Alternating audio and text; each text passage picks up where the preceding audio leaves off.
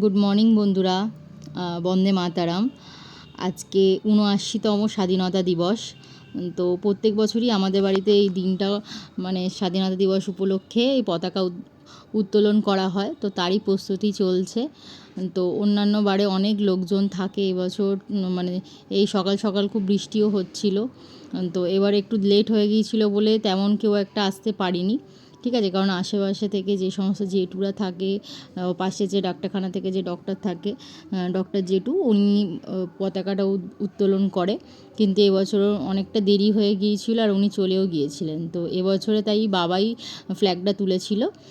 তো সম্পূর্ণাকে রেডি করে নিয়েছি। আর দেখো এইখানে তো যে আমাদের কাজ করে কাকুরা রয়েছে, তারা ওটাকে খুব সুন্দর করে রেডি করে নিয়েছিল। আর সেই সময় দেখো খুব বৃষ্টি পড়ছিল। স্বাধীনতা দিবস উপলক্ষে একটাই কথা বলবো, যে সমস্ত বীরত্বের জন্য আজকে আমাদের দেশ স্বাধীন, তো তাদেরকে স্যালুট জানাই।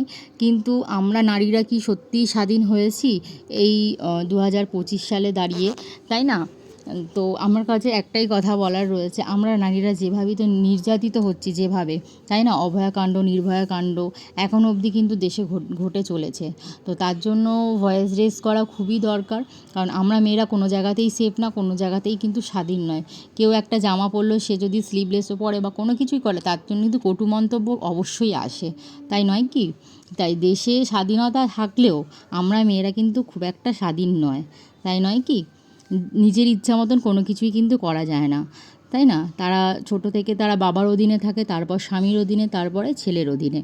তার জন্য এই স্বাধীনতাটার জন্য আমি বলবো যে আগামী দিনে যে মেয়েরা যদি নিজেদের স্বাধীনতাটাকে আরও করে নিতে পারে, তার জন্য তাই নিজেদের জন্য ভয়েস রেজ করা অবশ্যই দরকার। আর আমার ভিডিও যদি তোমাদের ভালো লেগে থাকে তাহলে একটা লাইক কমেন্ট শেয়ার করে দিও। আজকের ভিডিও এইটুকুনি। চলো, থ্যাংক ইউ, টাটা, জয় হিন্দ, বন্দে মাতারাম।